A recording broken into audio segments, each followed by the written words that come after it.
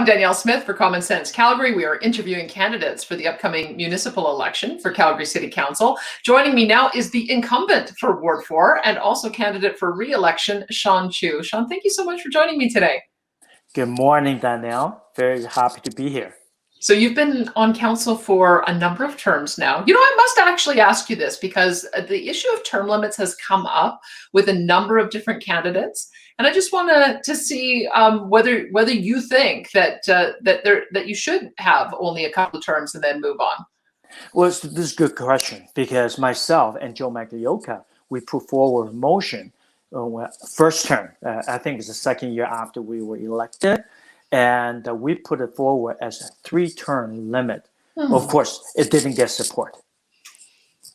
So this would be what? Is this if you get reelected? How many terms would that be for you serving? That'll be third. The third term. All right. Yes. So tell me why it is you still have the passion to run again after being there for so many years. Well, first of all, is I still have the energy. I think I'm still not too old yet, and I'm still passionate about what's best for Calgary.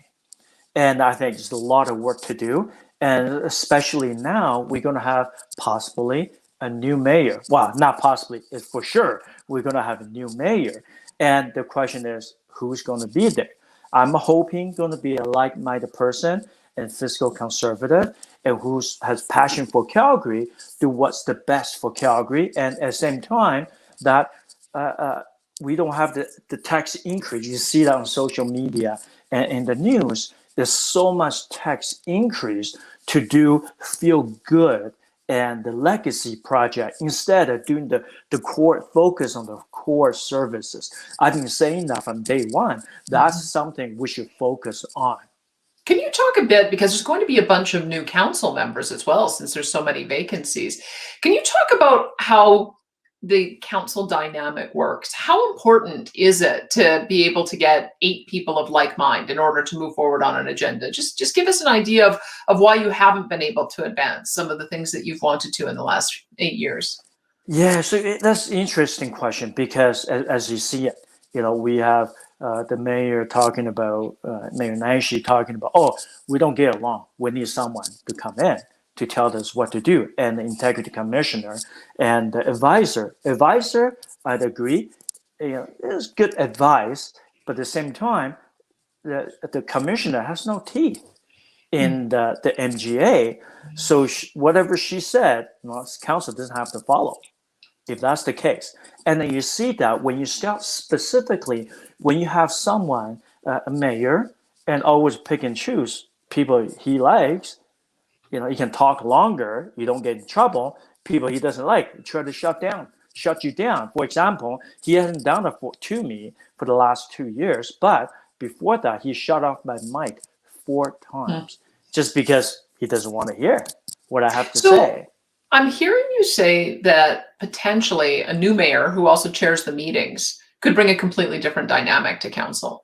That's right. So, for example, I heard from a lot of retired senior management and also retired city councilors telling me, they said, in one hand, they can count how many times the council meeting actually go over to the next day with Mayor Brancanian.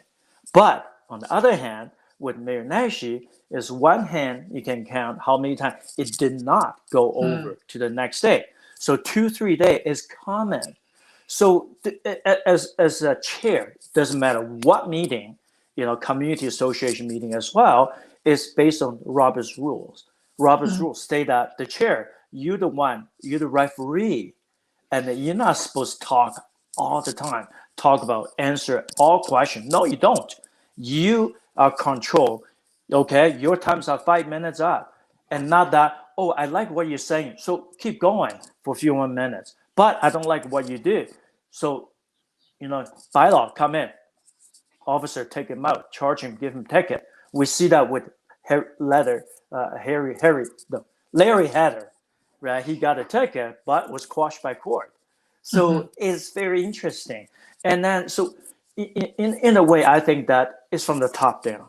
When you have a leader, Yeah. And there's no guarantee the next mayor is going to be any better at managing meetings, but No. there should be something that improves the relationship between council members. Because in some ways, the mayor's only one vote. And so if you can collaborate with other council members, you should be able to get an agenda through. So tell me a bit about that. What are your priorities and what do you think is needed going forward for the next 4 years? And first of all, I just want to say, in my opinion, people disagree in the political arena. It's not necessarily a bad thing. It's actually a good thing. Could you imagine everybody agree with Trudeau? Oh my God, the debt is going to be out of this world. Okay, so you need someone is actually, hey, that different opinion. It is healthy, but at the same time, for example, you heard that on council floor or in the social media, the other councilor calling me names. That's something you shouldn't do. Shouldn't be personal. Should be just issue only. We disagree with the issue, but afterwards we can go for lunch or dinner. But is in a way, council become toxic because personal. People take everything so personally that you can't do that. For example, myself and Giancarlo, we don't see eye to eye many of the things, but we had lunch together, right? So he doesn't attack me. I don't attack him. But sometimes on issue, but I think that's healthy. But I cannot say it by others. That's a good example. So give me an idea of where you and Councilmember Giancarlo Carra have collaborated and agree on an issue. Someone asked me to some issue in his area, and I contact him directly, and he said, "Yeah, no problem. Let's meet up." So that's collaboration to me. You should put your personal agenda aside and do what's best for the city. All right. Let me ask you a few specifics about some of the things that you have to be dealing with. The issue of the guidebook for great communities. I keep hearing that really took a lot of people by surprise. You've been there a long time. The administration says, no, we've been working on this for years. So what happened there? It really turned into quite a big political problem. It is. That's just it. People say, well, for a long time. Why not you don't talk about it? I say, I'm not expert in planning. My background is policeman, as you know. So, but I listen. So I listen to what the community has to say. Most importantly, city come later. Okay, so I listen to the city. City administration, they get a marching order. They're gonna do it no matter what. We see that all the time. For example, secondary suite, and during the debate, they say, "Oh, don't worry about it. Everything will be fine. City administration will look after because city." We gave them the authority to approve secondary suite, and I go, well, I don't trust them, to be honest. Okay, so sure enough, guess what? Two places, for example, two cases in Brentwood. One is apply for 8-bedroom basement, 8-bedroom. Any common sense person knows this is not for family. This business is a hotel, is a slum rental, basically, right? So thank goodness community association did a great job with neighbors. Community came along, and they went down to 6-bedroom suite instead of 8. It's still not good. People know it. And second one also is that they have in the front, they do have parking restriction, 2-hour parking. And the back apparently slow P. So secondary suite, by law, you're supposed to have minimum one parking stall. But the city waived it. They're going to build 4-bedroom basement suite with no parking. So, Councillor, here you're identifying a big problem. Like, council members can't intervene in every single application. And so what should be the general rule? It seems to me that the city has direction to densify and build up, which is going to create a lot of these conflicts, and seems to be a bit more reluctant to do new greenfield development. So how do you see that balance? Well, so first of all, Daniel, I have to say, it is our job before as councillor to approve this kind of stuff. I got no problem with it. Yeah, take a lot of time. But a lot of councils, oh yeah, take too much time. I don't want to. That's your job. Let's do it. And specifically is the community voice, because the way it is now, taking the community voice away. For example, you said about guidebooks, same thing. If you apply for a single house in the district, now you apply for it, and guess what? You don't need to come back again. If you want to build four, they call it RCG, is 4 unit together, row house, with 4 secondary streets, if you wanted to. That's problematic. From middle of the block, you have one house, single house. Now you turn into 8 unit, and people has no say. You can't say anything about it. That's something I'm against. A lot of Okay. people are against. However, to do with the Main Street and business section, Guidebook did a good job. Okay, that's Yeah. a good balance then. Let's talk a little bit more about some of the business issues, because I know I'm going to be a little harder on you, because I know that you've been getting presentations from the Canadian Taxpayers Federation, the Chamber, the Canadian Federation of Independent Business. They warned you that the business taxes were too high, and that it was an imbalance. And then, of course, we ended up with downtown being hollowed out, and they tried to maintain the same level of revenue, so it pushed it onto the small business community. And now there's a conversation about pushing it onto the residential community. So explain to me what you think needs to be done to get to the right balance between business and residential taxes. Okay, first of all, very fundamentally, we should stop all feel-good project and focus on core services. That's what we're supposed to do. And city council continuously to weigh into other level of government. For example, you see it, how many council members attacking the province, and then say, oh, we don't want to give you more education money. If you don't, how are they going to do education? And then now we have, we're supposed to save everybody's life. I totally agree. But now we have fire department doing EMS work without getting paid. If you're the province, what would you say? Go ahead, do it. Don't. I can save money. And latest one, roofing, $2,000 rebate. They got nothing to do with us. Do we want to save people? Of course. But if you want to say, they continuously saying that we gotta feed all children, we gotta roof everybody. Could you imagine how expensive that is? And it's not our job. Affordable housing is the jurisdiction of federal government and provincial government, and they're pushing to do so. But city want to spend millions and millions on that, and that's why people call me, Sean Chu, you have no heart. You don't want to save money or save people's life. Of course, it's irresponsible to say that, but everybody do. Let me pose the alternative to you, because there has been a discussion about city charters, particularly applying to Calgary and Edmonton. And I think the idea behind that is that when a city gets large enough, it has the capacity to do more.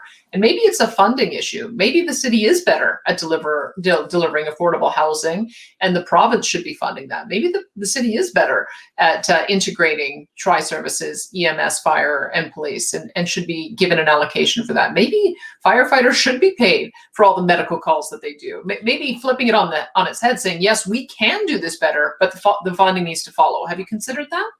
That's exactly it. That's what I'm trying to push. Because city, we are doing better. Affordable housing, the province actually give us money. Here, you guys do it, manage it. I got no problem with that. That's the way it is. But the problem is, on top of that, cities still want to spend millions and millions to build housing for others. So the province say, you want to do it? Go ahead. I'm going to save $100 million. So that's what I'm trying to say. Push the province and the federal government. That's your job. If you don't do it, we're going to stop doing it. Guess what? They're going to do it. Cities, in a way, we just don't do that. But you say, oh, yeah, you're taking on more and more and more. And also, you're talking about the regional issue, too, is that, the regional board, Calgary Regional Board. And then, it's good for Calgary, but fundamentally, it's not good for the other city. For example, we have the veto power. We ask people to do high density in the countryside. Why did people move to the countryside? Let me guess, because the country living with the acreage, but they hate that. They want it not happening. They want to Mhm. do high density in that area. It doesn't make sense.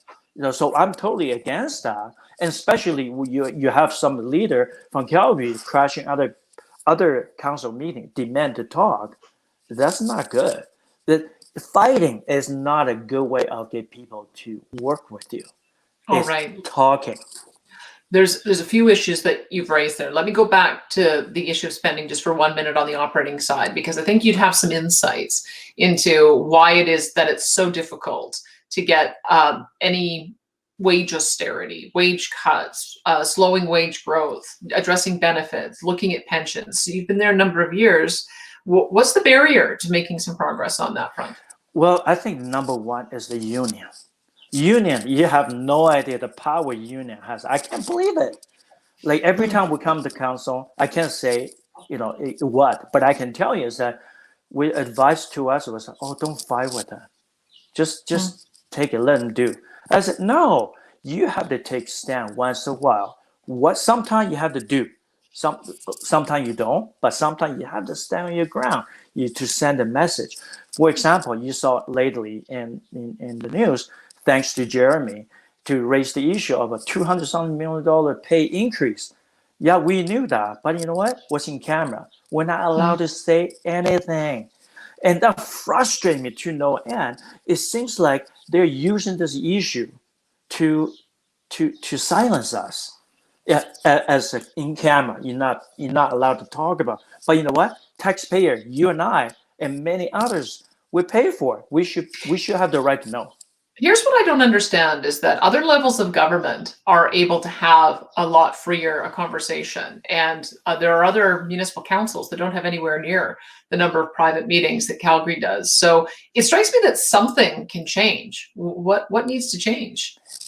Leadership, mayor, but the Mm. right mayor, because at the previous mayor and the in-camera session, it wasn't an issue, but now is. Right, we see that in the news media. To everybody know that, so that's a big issue to me. Is that let's open up. Absolutely necessary. We're going camera. Otherwise, we shouldn't. Okay, let me ask you about the Green Line because you've been following this from the beginning. I think it started off as a pretty good concept, and now we're looking at a line that's going to be half the length, doesn't go to the deep south, doesn't go to the deep north.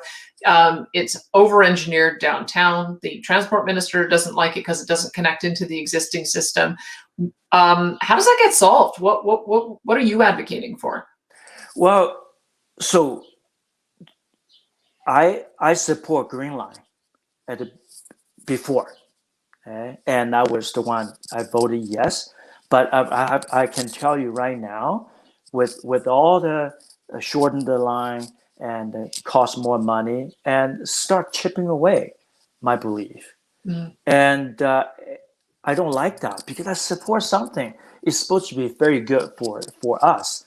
But now that trust is being chipping away little by little. Now go to the fundamental issue is that do you want to fight to get what you want? Or do you want to be nice to talk to other level of government to get what you want? For example, now continuously many member of council picking on the province. If Danielle, if you get picked on all the time, would you want to work with someone always pick on you? Probably not. I'm just talking about human nature, right? And that's a very easy concept. Everybody understand. And it's just that I every time I see that, I just shake my head. I say, stop. And it may well be having a better relationship would ease the way, but I still think that the minister is going to say this needs to connect into the existing system. So you've got a few options. Scrap it because it was poorly engineered. Just build the south leg and have it connect to one of the existing stations, maybe Stampede Park, or build a BRT. So what direction are you leaning? Well, so that's something I have no control over the province, but I do know that the team now, the people they have, has connection with the province, and we create a board, very high level board, and I'm sure their mindset is working together instead of fighting to get what we want. So I have heard that's talks behind the scene, which is good. Before it never had. So I'm hoping something good will come out of it, because the number one thing is understanding what you're thinking before we can negotiate. Is that, hey, Danielle, I know where you're coming from, and maybe we can get there in many different ways to go to Rome, but eventually we'll go to Rome. Okay, let me ask you about some of these other capital projects. The event center with the Calgary Flames, the BMO Center expansion for new convention space, the Arts Commons transformation, and the Foothills Fieldhouse. When the city voted to approve these projects, they did so against the advice of the city's CFO, who said the city could only afford one of them. So can you explain what happened there? Yes. So with I supported Arena. Initially, I didn't. The reason why I support it, because they changed the way they are. So Arena is actually going to generate income, a lot of incomes. And onto the Art Commons, that's very interesting because we voted down Arts Commons. I don't know why you keep coming back. It's because that's the project. The mayor wants it. I'm being very blunt with you, because that's what he wanted. And just keep coming back. Other council we talk about said, we voted down. We don't want that. But you keep coming back. Now it's back on the table. Magically. Right? So that, to me, it's going to spend a lot of money. It doesn't generate as much. And the field house, I do not support, because that would be way too much. And that's not even our land. So the arena itself, I can't remember the number now, but it generates a lot income in the future. Give me your thought on the BMO expansion. So the BMO, they already have the money from the federal government and provincial government, and basically it's no money coming out the taxpayer. They are doing that now because COVID. To be honest with you, it's like, why are we doing it? Right? I'm being very honest now, because we have no idea what the future is going to be. Because we heard about it that if more people get vaccine, and things will get better. But you see that in Florida they open up versus California shut down the same level, but the number doesn't go up in Florida, but the business is still okay. So to me, it's like, what's right? What's the right thing? What's the wrong thing? To be honest, I feel really sorry for the province and the provincial government. It doesn't matter what you do. The other side is not going to like it. Truly. So all of you, though, to the point, are going to face a big challenge of getting business investor confidence back up again and getting the downtown office space full again. So when I spoke with the Calgary Economic Development, they said that there's enough vacancy to accommodate 100 to 140,000 workers. It's a big challenge. What do you think needs to be done to fill those buildings? Well, first of all, is that every other country looking at Canada, especially Alberta, is like laughing at with a laughing stock. Because why? We're sitting on top of the gold, a pile of gold, but once you cannot get a gold out, guess what? It's just that way. That's why always behind me, you can see it, I always support our oil and gas. That's our bread and butter. All we need is to get that product out. The whole world needs it. Okay? It's not just people say, the best way, the best thing I saw, funny thing is that someone holding the placard, it says that, who needs oil? I take the bus. It just made me laugh so hard. It's like, don't you have any concept, right? And the oil gas, not just I believe the 15 or 20% is for fuel. Everything else for your clothing, like the one I'm wearing right now, and everything else for table, even the valve for the heart. The people doing a heart transplant or have the valve is made from oil. Medical equipment, medical medicine from oil, and just endless. We always need that, especially in the northern climate. Could you imagine we don't use gas for winter? Or so, let's stop oil and gas. We do nature. Could you imagine if we burn wood? Okay, another thing tidbit is that I went to China in '93 or '94 in Beijing. That was in October. They don't use gas then, right? Hmm. When I walk out, a beautiful blue sky in the news weather report, beautiful sky, right? 15 degrees. You walk out, you can look at the sun directly. You know why? Because everybody burned coal Hmm. for heating and for food, and they have changed quite a bit now. So right away, to me, it's like, yeah, you want to burn wood, go to the forest to cut wood or coal for winter. It's not going to work. And I take your point. I guess the question is, do you think that that's the solution, that it's going to be the energy and the natural gas industry that come back, that fill the towers again? I think that's part of it. That we have this multi-direction. For example, now high tech is coming in. Yes, we can do that. And then maybe residential is some solution to it. But I had a meeting with them and downtown strategy. They say not every building can be residential. Of course, it's going to cost a lot of money. But there's many different directions. But we have to do the best we can. Or even let's say for gaming, the gaming you have those what do you call it, the paintball. Maybe someone can turn a building, small building, Mm. into a paintball playing, the urban warfare, right? Mm. And there's something gaming. There's many different things, and the gaming is big. I don't even ever seen it. Gaming is a billion dollar, and beside that, paintball. But maybe we can attract people with development. Like, Okay. hey, if you come here, yeah. Let me ask you a couple other funding questions. The public art program, are you satisfied that they have corrected some of the problems to prevent future black eyes? So the very cautiously, I'm looking. I voted yes, but initially I told them this. I say, you know what?